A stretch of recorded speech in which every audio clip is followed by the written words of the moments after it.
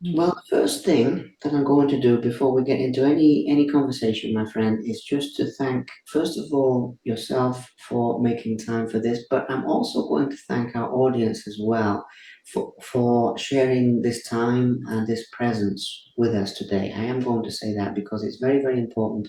And today we're doing this to help you guys out there, wherever you're listening from. We're doing this to hopefully share something that you can take away and use in your own life to find greater peace and joy and purpose and all of these things.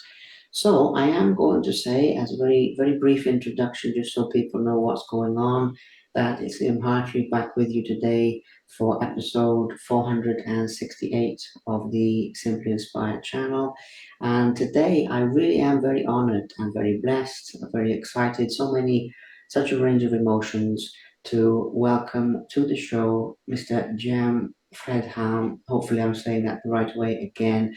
A world renowned Buddhist teacher and the former acting abbot of Deer Park Monastery, former personal attendant at certain times to Thich Nhat Hanh, the very, very famous Buddhist teacher and founder of the Plum Village tradition.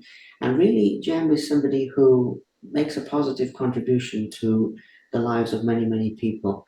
He will have his own take, his own definition, if you like, on what he does, why he does it, which we'll find out shortly, but somebody who contributes to the lives of a lot of people. However, I will say that today's interview is not about Jem and it's not about me. It is about all of you. So, what we'll be doing is, yes, we'll be sharing some stories from his life to make the spiritual path relatable and accessible. But we will also be talking about the bigger picture of mindfulness, meditation, Buddhism, healing. Again, the definitions of that will arise, but in short, ways that you can find more happiness in your life. We're not necessarily advocating any particular path that you should follow. We're merely suggesting that maybe there's a path that's a little bit happier for you than the one you're on. And if you're feeling that there's something missing in your life, then maybe this can help point you in a different direction. So, now that we've set the scene, Jem, my friend, as I was saying before we started, it really, really is an honor, and I feel very blessed to connect with you today and to help share some of your wisdom with the world. So, thank you so much for making time for this. Thank you. Yeah, thank you, Liam. It's my pleasure to be here with you and all of you. I appreciate your introduction there. That is for all of us.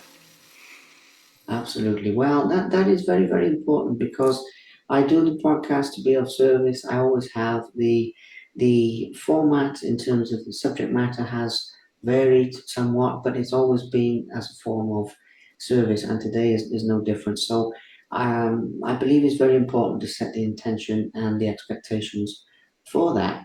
Now, as we move through a number of topics today, as I've mentioned, your life, but also the bigger picture of spirituality, I would like to start with the beginnings of your, I don't know if you call it an awakening, but let's just say a time of change in your life. And the reason for that, as I've said before, is the accessibility, is that people look at spiritual teachers like yourself being up here and they think, well, can I ever reach that level? And I believe the answer is yes, personally, with practice and so forth.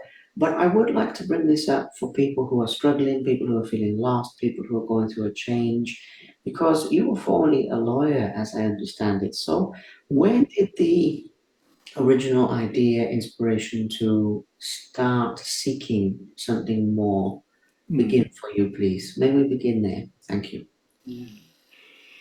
Yeah, I had long had the idea of studying law, and I think first or second semester in law school, I sitting at the library long hours self-studying. I was like I'm noticing my mind all over the place. It was much more clear than in high school or in military service, where I had these long, expansive hours of self-study in the book.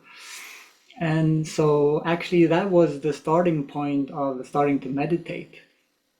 I took a meditation course, and I noticed as I meditated every day for 3 months, 20 minutes a day or something, I could see there was a little bit more calmness in me, a little bit more clarity. Life was smoother somehow. And so I continued mostly through law school and also as I started practicing. And when I moved back to Stockholm to practice, I wanted to help people already then. So I was mostly in family law, wanting to listen and understand and support people in their situation. And I did notice because I kept practicing and my curiosity with that deepened, and I did some volunteer work that also helped me understand myself better and be with people that had gone before me on a spiritual path or a therapist or more self-aware. So I recognize actually what people come to the lawyer, they want to be right, they want to have revenge, they want to get some economical benefit, they want to give some benefit to some at the expense of others, and all kinds of things. It's like, no, I'm sorry, like this is not where my heart is guiding my life. So that was clear after some years that I need to find another way of practicing. I was reflecting on mediation around that time too. It was just deeply in me, like life has more to offer than this. And I could see that there was this big discrepancy between my everyday life and my meditation practice. They hadn't kind of joined yet. So that became a source of like confusion in a way. It's like I experienced life from one perspective and a completely different one when I haven't integrated it. I haven't applied it in my daily life yet. And so I decided to quit my job there eventually after being in different places, different offices with different niche to see like, is this my place? Do I fit in? Is this where I fit into the life puzzle somehow? I thought, no, that's not it. And so without really knowing, I quit my job, I started traveling, I went on a psychosynthesis course. It's a beautiful transpersonal psychology that includes meditation and creativity. And then I was hiking in Ireland, I ventured off to India. And sometimes life and the path just opens up and presents itself to you, right? When we're open and we don't know where we're going, but we have some kind of we want to find what's important for us. That is already a volition or an intention. And so I got off the bus in Dharamsala, northwestern India, one day, and as I was during the day exploring, I found this Buddhist introductory and meditation course at a meditation center. It's like, I'm joining that. It starts this very evening. And so that was like a gateway opening up when I heard the Buddha's teaching on suffering and finding a way out of suffering in that context. It's so relatable to my life. So, now I get it. There's someone that's walked this path and gets it somehow. So I had so much confidence from that point on. So that kind of shifted my life. There wasn't a turning back at that point, but like I want to have my spirituality, my love and my care, what I consider is most important as my life and livelihood. That is wonderful. That is wonderful. And as I mentioned, so relatable because, as you say there, with the Buddhist teachings, people were going through these things so long ago and still going through them today. But I do feel the accessibility, relatability, and so forth of that journey is a wonderful place to start. Now, obviously, at some point, you aligned broadly speaking, with the Plum Village tradition, and I know that later on we'll talk a little bit more about that. Um, Actually, before we get into that topic, something else comes to mind because you left being a lawyer due to this clash in perspectives that you mentioned there. Do you think that a career such as that in the corporate world or the legal profession or anything sort of high power high intensity and so forth, will ever be compatible with the spiritual path? Do you think that in the years that have gone by since then, obviously for you, it was totally right to to get out of there. And in many ways, so many of us are glad you did because of everything that you offer the world now. But if someone also, some people will leave, if that's what your heart tells you to do. If some people decide to stay, Mm. can they intersect those two worlds? And has your perspective on the possibility of that broadened in the years preceding that time? This is why I said there's a flow, because I plan certain topics, but lots of other things arise in that time. So yes, what are your thoughts on that, please? And that, Liam, is a great question and reflection because it's easy to say, like either I just do what I'm doing and I just keep going, or I change completely. He just changed his life completely. Is that what I'm supposed to do? Like, no, there's your life, you know what to do. So I've met many along the years I lived as a monk because to the practice centers in the Plum tradition, people of all backgrounds and professions and CEOs and lawyers and business people and teachers and so forth, so forth, came because they see that it is kind of challenging at times to combine a profession that is have high demands with mindfulness, with kindness, with generosity and those values. But actually, many of them also testify to that it works. Actually, the relating to colleagues becomes better. Even like there's one lawyer that I became friends with in California. He said also his relating with the opposite side and the attorney on the other side is like it's changed. So it's still respectful, it's still friendly. It doesn't mean that he doesn't try to win the case, but it's not like you don't fall for the cheap blows that actually is not going to promote you in the long run. And so it's coming back to what is my volition? What am I good at? What is kind of the skills and natural tendencies are flowing through me. So it's not just us, it's our ancestors, it's the spiritual aspects, like what is important for us. How do we feel we can contribute? You could even say, like, in terms of why am I here? Is there a deep inherent reason that I've chosen that I'm here on this planet at this time? What is it that I have to offer? What do I want to contribute? So if we come from that, we can be in any position in the world and planet, and we can still live a mindful, a heartfelt, insightful life because that's what feels true to us. So I think that's also helping. It's easy to compare. I'm here and they're over there, and it's better. It's right to be over there, but I'm just here. And then you create this duality that that just amounts to suffering wherever you are, whichever position. If you compare like that, does that help guide you? Offer some.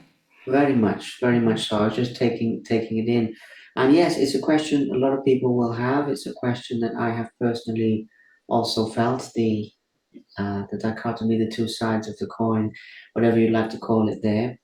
Okay, so coming back to you for a moment in terms of when people are talking about or people are wondering where they fit in things. You mentioned that earlier.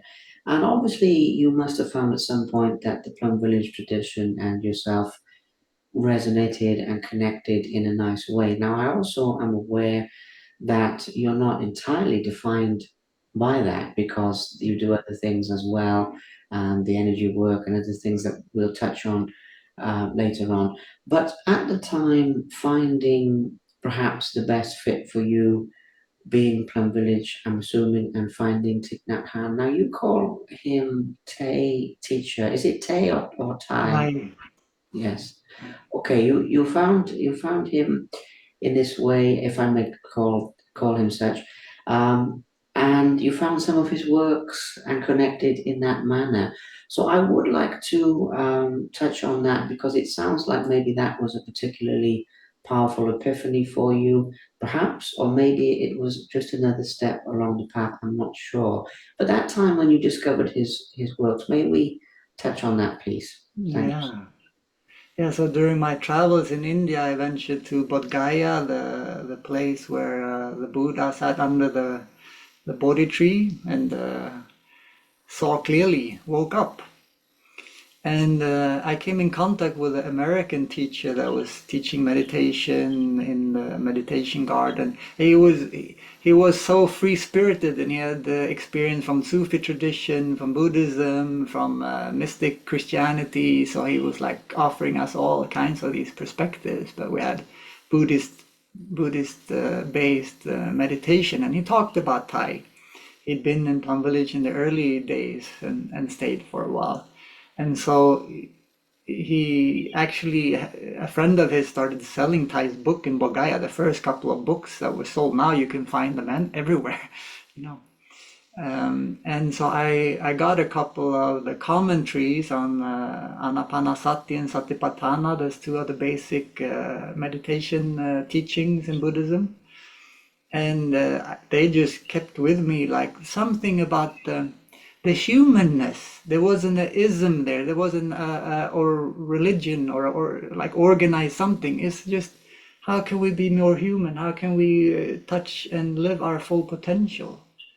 It's so human, so natural, the closeness to nature, the metaphors in nature that I uses too, and how just simply it's like, oh, okay, it's not like this intellectual speculation or like hierarchy of ideas or thoughts or steps, but it's like, oh, well, it's right here. And so for me, that really talked to me, that touched my heart sincerely, really. So after my time in India, the visa expired. I had the idea to go to Plum Village and I registered for 5 weeks. And at that time, somehow I didn't realize, at the picture of some of Thai's old book, he looked like 40 years old or something. Actually, I think he was like 60, but he's always looked youthful in his appearance. So when I came to Plum Village, he's already in his mid 70s. I didn't think of going there for the teacher, but for the community, to be in a place also with other young people. For me, I started practicing meditation early in my 20s. When I look around, there's no other young men in their 20s meditating around me that I encounter until I came to India and then to Plum Village. So that was also greatly empowering my own path and being true to myself. That, if you will, finding your community, finding your tribe, peers that are like that you can reflect in. I see, okay, we share a lot of things and we have this interest. So you're not like the weird one, or you're not the one that's so different. You have to like stand up for, I'm meditating. But it's like, so that was a great support. And then when I came to Plum Village, and the first time I saw Thai was leading a walking meditation out in nature, and it goes, for those of you don't haven't seen it, it's quite slow.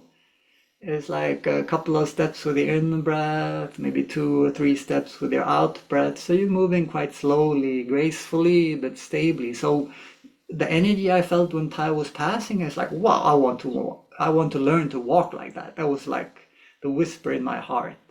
So I think that's been a compass for me, like that kind of a little whisper, if you call it intuition, if you call it the soul, whatever. It's like this like inner knowing, it's like, wow, you're attracted to something, you see something, that's like a given. You don't have to speculate about it. You don't have to think it's a good idea, it's gonna work out, now you just know.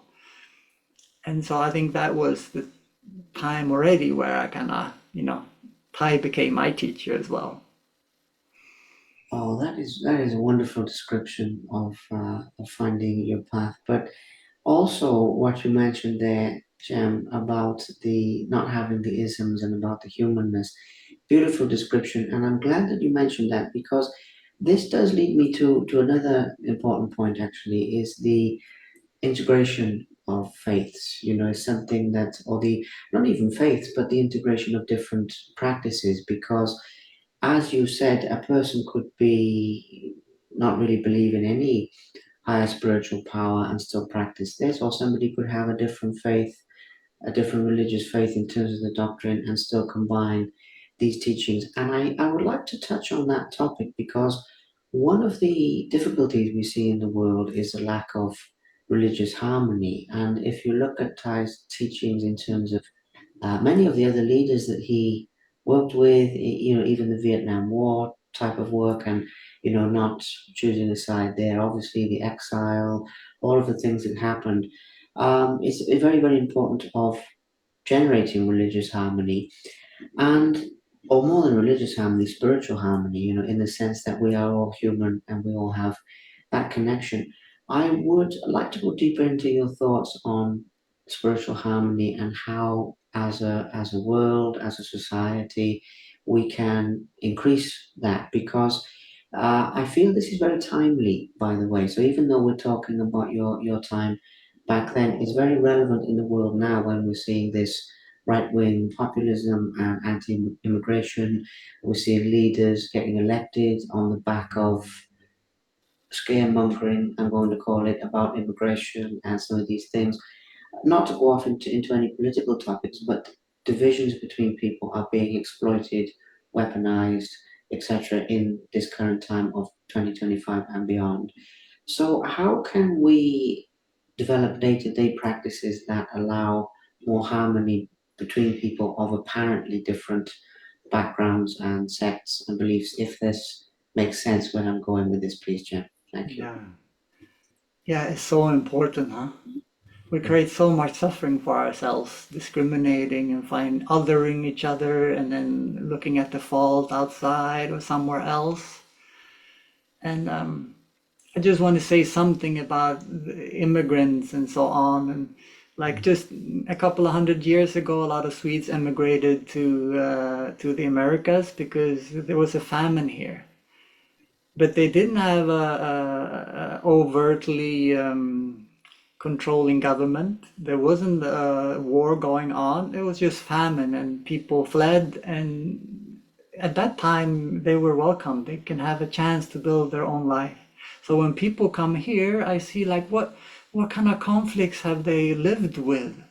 What kind of trauma have they undergone? And then like how do we offer them dignity when they arrive, not living like in some kind of a outside of society, not learning Swedish. Now this is my closest example, not having a chance to integrate or to contribute.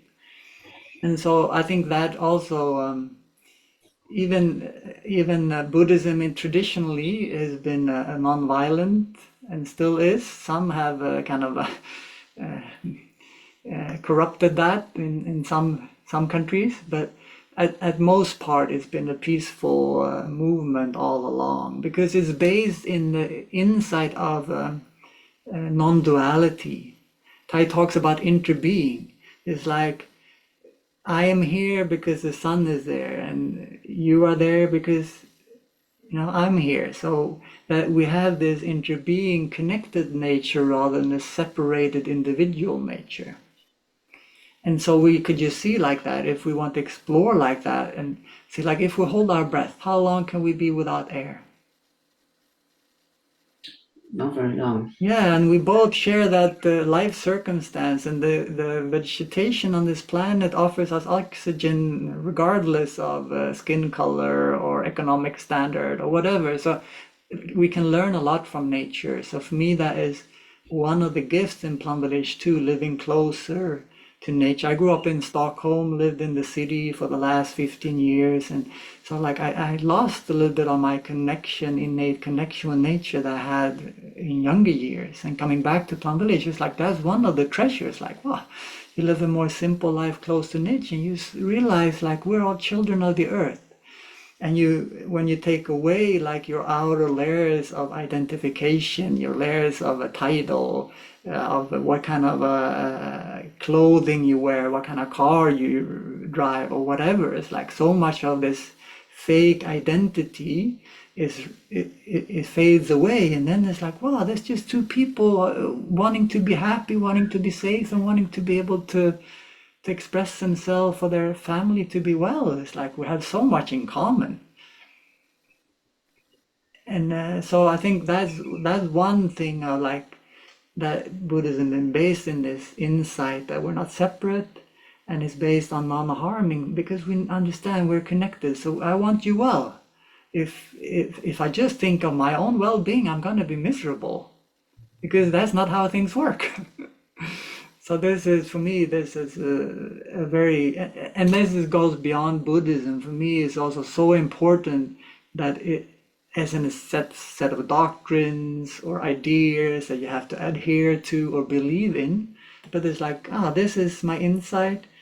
These are practices. Try them out and see if they work for you. That is the invitation. Absolutely. I love that. Absolutely. I completely understand where you're coming from. Now, another thing here that I feel is very relevant, I'm very curious to know, and other people will be as well. Ty himself as a teacher, as a human being, somebody to spend time with.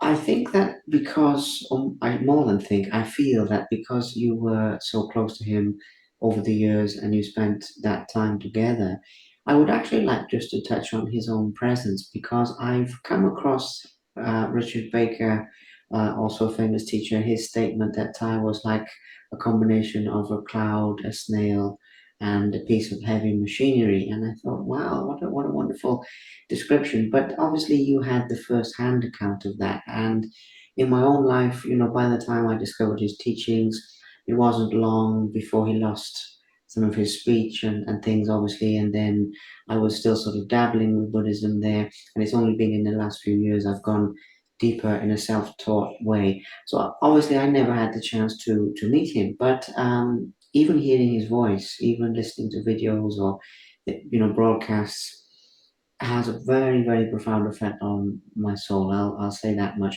But you were actually there with him in presence. So although it's a broad question because I'm sure your relationship evolved over time, what was he actually like to be with in simple terms? May we touch on this topic, please? Thank you. And there's so many different situations. When you be out on tour or travel, I would teach in front of 1,000 people. It's like this, is that this determination and yeah, like he takes his space. He's like, he's an authority and he steps into that place. And still can humor, can be warm-hearted and kind of giggle. And it's like, so a whole repertoire of just being like, expressing his insight through all his actions. So one of the things when you're closer to him is easier to touch, but maybe even in a video recording when Ty gets up and writes on the board and he looks back and he moves and it's like somehow the the presence, but also the embodiment of insight and love that you're flowing with things, you're flowing with life. The Tao, you would call it in Taoism, but you know, that is so rare and it's so powerful and yet so gentle.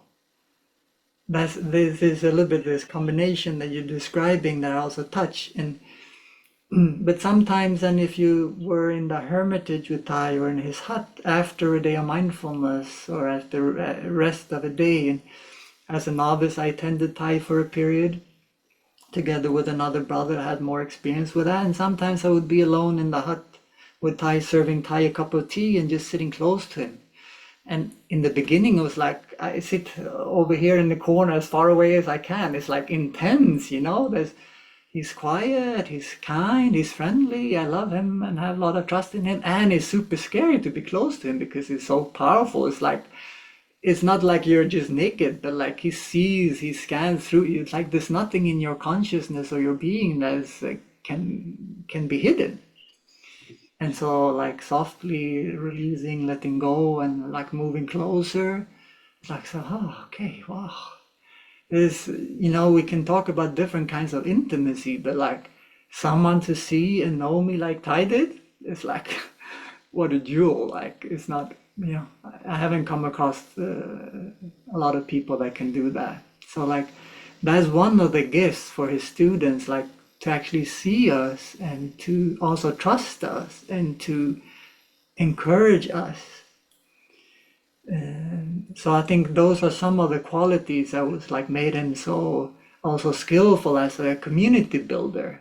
Like ongoing until it's also this communal, like this insight that is not tied on top, the teacher on top. Like he will give talks to 10,000 people in a full stadium in Hong Kong or something, like different thing like that. But he would always, before we go on tour, he would always encourage us, like everyone is important. Like I can't do this without having 100 monastics on stage with me breathing, and you know, or organizing a retreat for 1,000 people. The people, brothers, sisters, cooking or cleaning or inviting the bell is as important as Thai's talk. So that of like really humility, but also seeing like is I call it applied interbeing, like how Plum Village work and how Thai kind of organize us. It's like that of understanding that we're connected. So how can we bring that and not creating this I am better than you and so on, but that we're in this together and we support each other. So that in terms of like applicability in the business in the world, like if you're a leader and you can see your co-workers, employees, trust them and be curious about them and see that they're as important as you are, then like their commitment, their inspiration, they will feel safe. So then they will be much more skillful at whatever they're doing there. That's a wonderful application, and yes, that's part of where I was going with the whole thing. Starting off with his presence, incredible description, incredible, eloquent description there. But yes, the deeper principles of what that really means is so important. Now, there came a time here, and again, this will be an applicable lesson, I hope. There came a time in your life where you weren't just learning the teachings, you were sort of carrying them forward and leading by an example yourself, which includes obviously saying that becoming a monastic in any way, shape, or form is a large commitment. I will say to anyone listening to this, it's certainly not a commitment that you have to make, but it is a commitment that Jem personally chose to make, and I respect that very, very deeply. But also becoming abbot and teaching in your own right and really sort of carrying the torch of Thai's teachings forwards. And I, again, as we're talking about interconnectedness and so forth, you're one of a lot of people doing that, but you have also, as I've already mentioned, made a positive impact on so many of our interconnected beings in one way, shape, or form. And not everyone does that, or people do it, but sometimes they do it in smaller ways, and you've done it in bigger ways. So when you're talking there about leadership and about this kind of thing, I would like to talk about your process of stepping into basically a leadership position with that, but also then we can go deeper into what it means to be a leader, what it means to be a teacher, actually, because that's a role that is often misunderstood, or people have different perceptions of that. But also your decision to do it, because not everyone would do it. Some people would feel, well, okay, I know how to apply this in my life, and that's enough for me. But you obviously felt, well, I need to take this forward. So that's quite a broad concept that I've outlined there, Jem. But if we could go a little bit deeper into that, that would be wonderful. Thank you. Yeah, and I do want to start, Liam, where you were saying like I made the commitment to ordain as a Buddhist monk because for me that wasn't a given. I wanted to have the path and the practice as my life and livelihood, but there was something deep in me, like a resistance towards organized spirituality or religion. And I think that's where we have such a secularized, we lost ethics, we lost direction because the religious traditions, the spiritual tradition haven't met our needs and they haven't evolved with us. And so it was a leap in a way, like of seeing like, actually this is what I want to do with my life. And I see there's a lot of content in the form of shaving your head, shaving my head completely. I make the great vow today to transform all my afflictions and bring happiness to all beings. That's like a verse that we say like when we ordain and when we shave our head. So it has a meaning, like all kinds of things. I realize, they have a beautiful content that's training my mind, that's training my heart, that's contributing to something good and true and beautiful in the world. And so I jumped in, right? And then we talk about as you're ordaining, you do everything for the first time. You do things for the first time. So this is the beginner's mind too. We all do things. Moving back to Sweden, getting married, I've done a lot of things for the first time again somehow. So, but every day can be this first time. How do I go through this day? How do I go through now? Spring is coming. How do this new cycle invigorate me?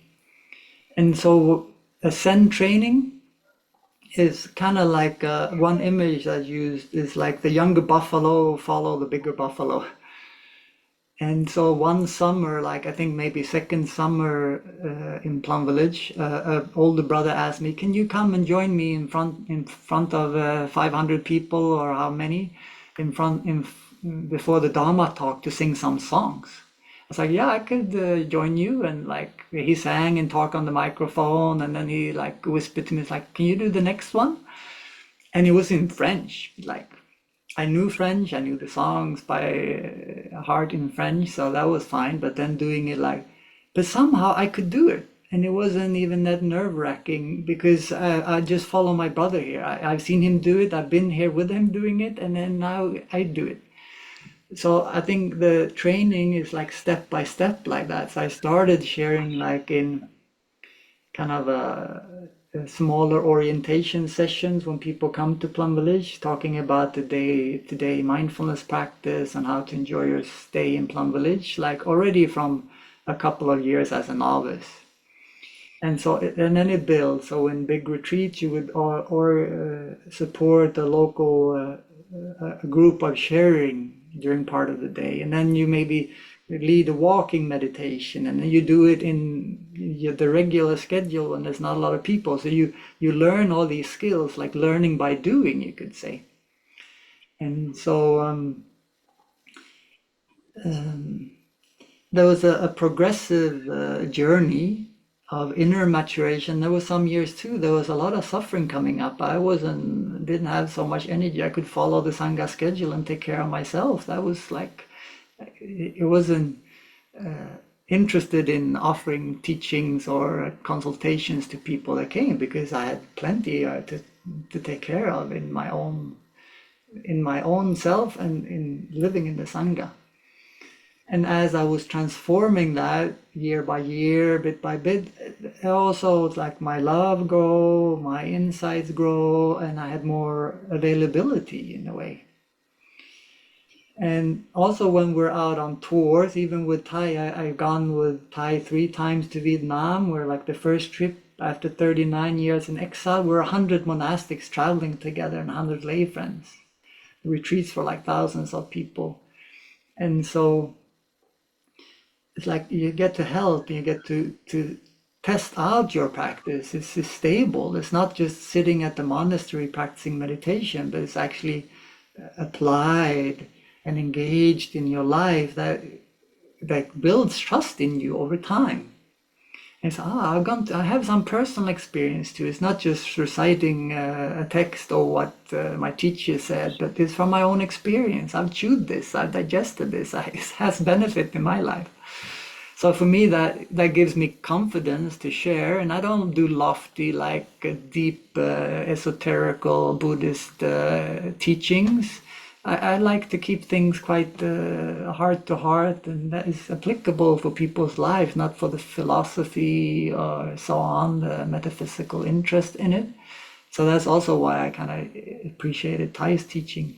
And then, so like, at a certain point in time, you would be asked to be a Dharma teacher in training. And so I asked my older brother and the Abbot at Deer Park Monastery, where I lived at the time, like, can you mentor me? Or like, how do we do this? How am I aspiring? What am I supposed to learn? The first thing I learned is, again, by doing. The Sangha, the community sent me off to 2 teaching trips. One to Las Vegas. It's like in the deep, deep end. It's like, okay, you go there and teach for a weekend with your brother, and some other things. But he just kept showing up. So again, there's like no formal like training. So also when he left for Plum Village and he asked if I wanted to take over as the acting abbot, He says, "So what should I rely on? What should give me some direction here?" It's like just be a blank sheet of paper. And so he knew me well too, so that might be a good for someone that wouldn't be a good reflection. But for me, it was helpful not to worry, not to plan, just to kind of trust your experience in the present moment, right? And it was also built on that the year before or 2 years, I spent a lot of time with him. I was starting to help be his assistant already, helping out because he was working too much. So I just felt in my heart, I want to help you. And so in that sense, it kind of things grew automatically. And this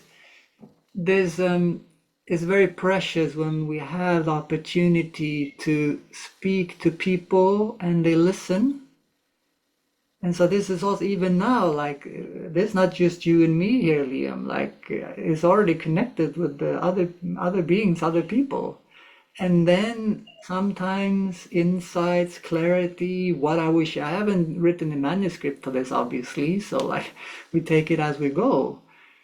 But so we're co-creating this, and I realized like what a privilege it is to be able to teach because I sometimes I'm more clear. So I ask a good friend as a senior teacher in the tradition.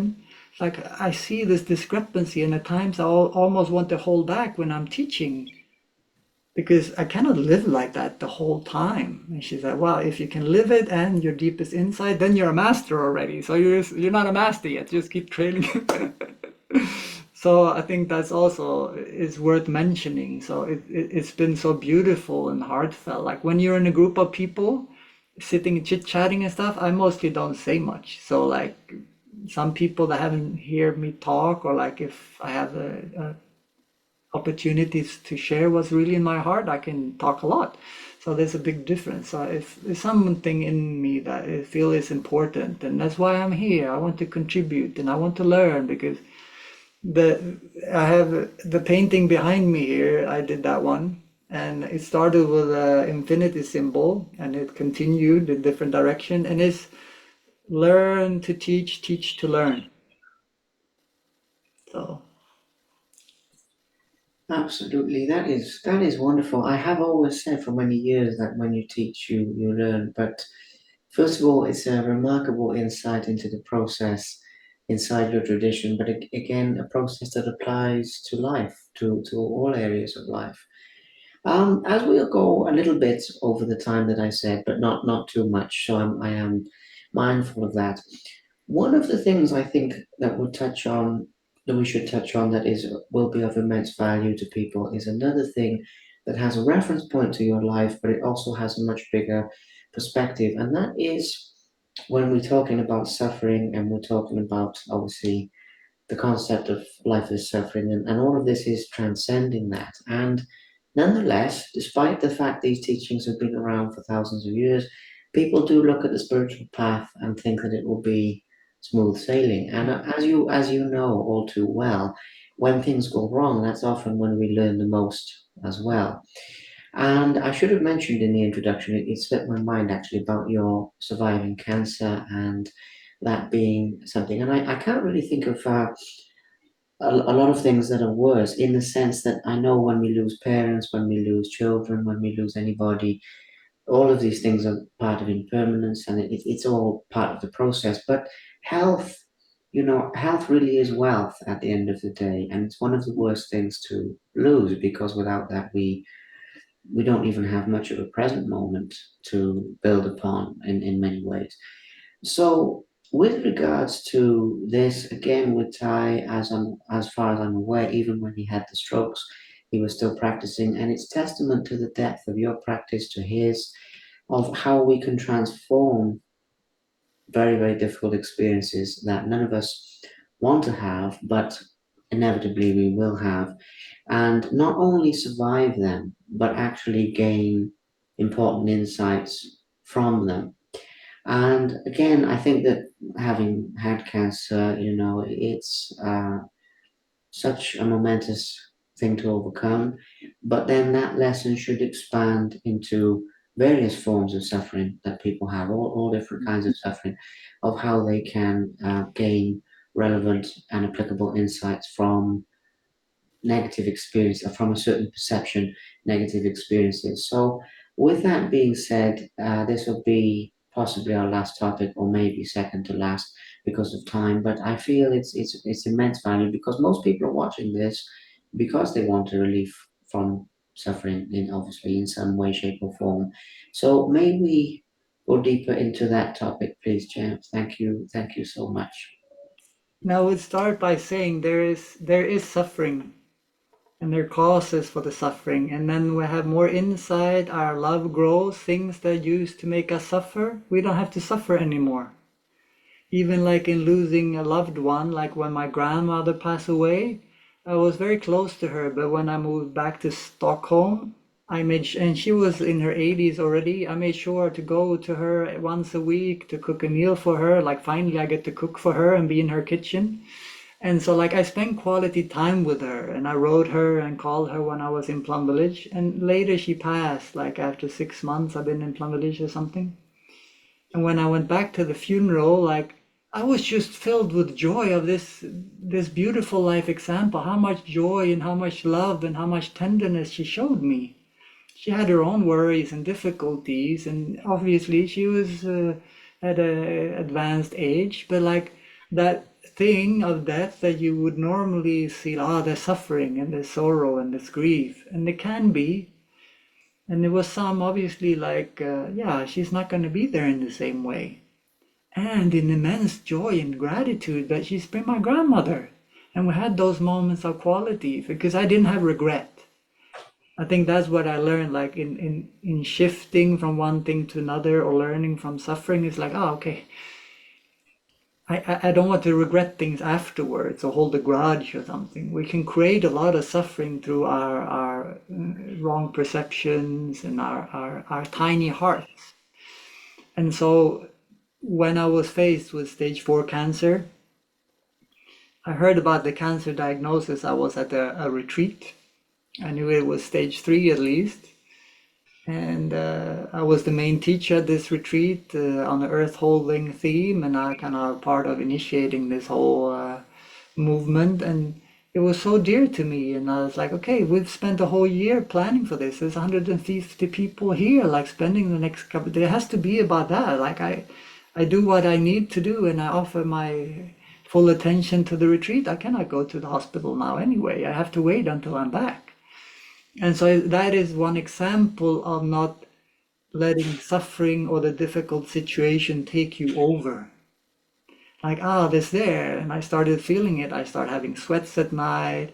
I started having ache in my back, so I couldn't sit up as much. And I took it much more slowly. And so there were consequences, and there was like there were suffering there, but I didn't add to it, and I didn't prevent it from doing the best I could in offering what's precious and living my life, so I wouldn't have regret. We don't know. Like we can be, maybe we'll all be happy and safe, but we don't know. Like we so cultivate the quality of gratitude for waking up this morning.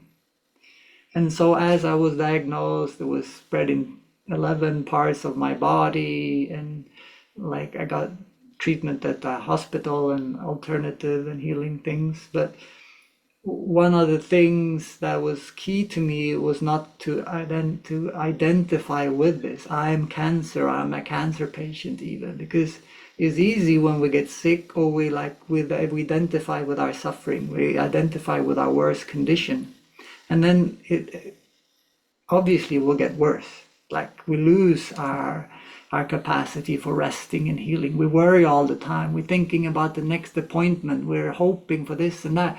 So we cannot let the body rest and heal. We cannot let the mind actually be a gentle companion to the body, shining light and love into the body to support the healing. And so that not of identifying, not limiting ourselves to our worst situation is like key in any life circumstance. And another one, like how can I be kind? How can I treat this with openness? What can I learn from this? So I've learned a lot from my suffering through the years. And I've changed my life a couple of times because of suffering, or like it helped me to go towards transformation and more health, happiness, and well-being. So like I started conversing. It was a malignant melanoma cancer. So I started have a conversation with Mr. Melanoma. What can I learn from you? And then I also, because you see, like any parasitic, it's like the saying, like as a greedy business owner want to be just a parasite exploiting everyone. It's like it's not gonna work. You're gonna be cut off and miserable, like one way or another. So the cancer cell, the most successful cancer cell, will kill its host, and then it's finished. So from that, I know all organisms, all life forms want to live and thrive, right? And so like we can transform. You could, because some of the enzymes and energy is reabsorbed by the human body or the cancer cells when they die. So like, you want to be part of this human being? We could do much more amazing things as a human being than the most successful cancer cell. And it's like, but it's like as a frame of relating, that is, it shifts the perspective, it shifts the ball game, if you will. So those are two other things that was like how I related to it. And then there was the suffering, like, okay, it's like I can barely breathe, I can't have a conversation, I can talk more than a couple of words at a time because I ran out of breath. I could barely walk the 10 steps to the toilet, and then I sat down there for a long time before I had the energy to get up and go to my bed again.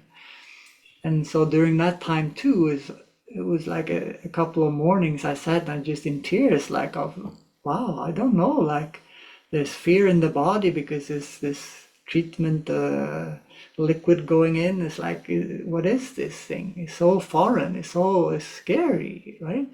The body doesn't initially doesn't know what to do with it, and so to listen to that pain and fear, it's like to feel it, and the sorrows. Like, I don't know if I'm ever gonna be able to jog in the mountains or hike in the mountains or give a talk again. Will be part of leading a retreat. Like these things that I appreciate. So there's also that sorrow there. It's like, I don't know, and letting go. It's like, I don't know. Maybe this is the end. If this is coming to the end, am I capable and willing to let go of this life in this form and shape? Because life continues. It's also depending on your view there. It's like if this is me and I'm scared of what's going to happen afterwards, or that is just going to go black, or is a vacuum or something. But relating to death as a kind of a portal of continuation. And so looking at, like, could I let go if this was the case? And it was like, yeah, I think I could let go. This life has been so amazing. I got to experience things. So then again, like, I don't have much regret. I could have done things better. I could have prioritized a little bit differently, but all in all, like, I'm so grateful. So with that gratitude, it gives a kind of a contentment. It's like, okay, it's like, if this is it. And that time too, there was so much light and I would say transmissions happening too. So like, yeah, I from the weakest point, I started slowly getting better, and it's taken a long time now. Like 6 years after treatment, I feel like, oh, now I can, like, I recognize the kind of stamina I had in the past somehow. Wow, that is so, well, actually quite moving, Jem, I must say, generally. And if you see me taking that in for a moment, that's why. But the reflections on mortality and the reflections on why we make the decisions that we make in the first place, and what we really have, who we really are, some of these absolute fundamentals that you were touching on through that process. As I mentioned, not to mention the bravery of facing that, obviously, and the bravery of talking about it, because I was mindful that I know you're very, very open, but it's not the easiest thing to Mm.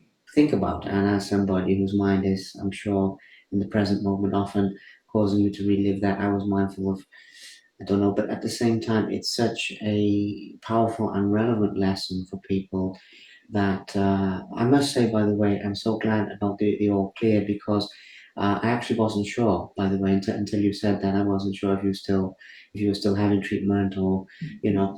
So that's really good news. But the principle of elevating above just your story and the effect suffering has on people and transforming it, so powerful. Now, we have gone a little bit past the time that I said, and we have touched on some very good subjects. I mean, I'm always mindful when I talk to people who have mastered things as much as you have that we only scratch the surface, even in an hour. But at the same time, it's my intention, as we spoke about before we started recording. Yes, we need the fun stories from your life, and we've had those, but we've also gone a lot deeper into the lessons and into some of the principles. The only thing that I would like to mention before we go very, very briefly is also the fact that you have, in my view, it comes full circle with this interview to what you said all the way back when we were talking about being a lawyer, that you have to find what works in your own life, and you were suggesting that to people.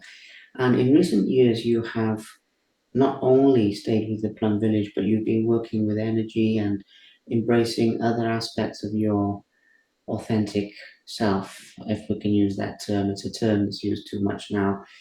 I would like to close out with that topic very briefly because we've gone past the time that I've said, but just very, very briefly to mention that, which again connects to a lesson of authenticity, it connects to a lesson of coming back to our soul. And in my mind, that also connects to our mortality because we don't really have long enough to live someone else's life. We can only live our own. So if you can hopefully see the connection I'm making to the beginning and also to what you just said there. And I'm just curious where some of these other so-called modularities, I mean, really they're all part of a holistic whole, but some of these other things, is it pronounced Qigong or Qigong? You know, some of these other forms of healing Mhm. come into it. I'd like to briefly touch on that, Jem, and then I will let you go because we've talked about more than enough. Talking about no regrets, I felt that would be a nice way to close this out. So I will leave that one with you, please. Thank you. No, I think already before coming to Plum Village, I had some experiences with healing. I had some initiations in Reiki and like explore energy in my hands and so on. And that wasn't like I could somehow feel activation of energy, even in teaching or in putting a hand on someone, just the way I look. I also through your eyes, you can communicate a lot of energy, right? Or to like really send someone, help someone see something. But I had this lingering feeling I want to practice more Qigong. I've practiced some Qigong as a monk, but like understanding how it works more. And so I've done some teacher trainings, but also like explored healing, hand healing on the body, in the etherical body, using sounds and resonance some. And some say that I feel like a connection with the Christ energy too. So some say like, yeah, you have a clear Christ energy coming through you. And I don't use the healing as much in as a specific form, but I feel like the energy moving through me is part of like leading a meditation or meeting people, serving someone a cup of tea. And that might show up more in individual sessions or like meeting people face to face. But and sometimes people ask, what kind of a soul are you? Or what kind of a person are you? What is your life mission? And in a way, like I'm also quite an embodied person. And so for me, it's like connecting the energy of heaven and earth into my heart and sharing it in whatever form or way or shape. It's not the importance, but that it has that, you know, it is also that of the interbeing nature of that that seems polar, whether it's male and female, yin and yang, heaven and earth, above and below. And like in our heart, we know it's all the same. It's all connected. It's within each other.